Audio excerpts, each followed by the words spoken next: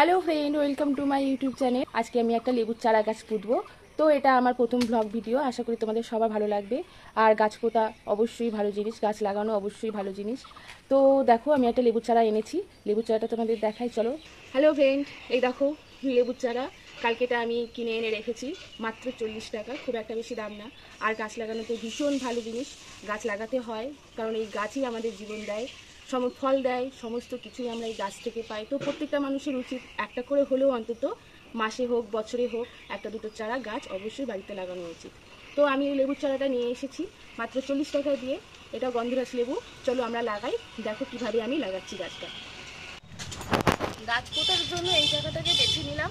তো আমি এখন একটু ডিপ করে মাটির গর্তটা করে নিচ্ছি, কারণ অল্প গর্ত হলে পরে গাছ নাও বাঁচতে পারে, তাই একটু বেশি করে ডিপ করেই গর্তটা খুঁড়ে নিচ্ছি। এই দেখো, একটু ডিপ করে গর্তটা করেছি। এরপর গাছটিকে সুন্দর করে সেই গর্তে পুঁতে দিলাম।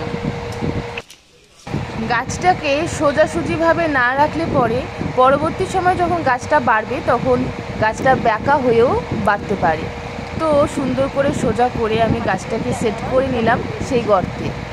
মাটি চাপা দিয়ে দিলাম এবং গর্তটাকে আবার আগের মতন করেই বুজে ফেললাম। আমার গাছ লাগানো হয়ে গেছে। এখন প্রত্যেক দিনের কাজ হলো একটাই, যে এই গাছটাতে সকাল সন্ধ্যা দুবেলা করে একটু করে জল দিলে অটোমেটিক বেড়ে উঠবে। তো বন্ধুরা, আমি গাছ লাগিয়েছি, কেমন লাগছে? পুরো নোংরা অবস্থায় আছি, গাছ লাগালাম, এটা আমার গাছ।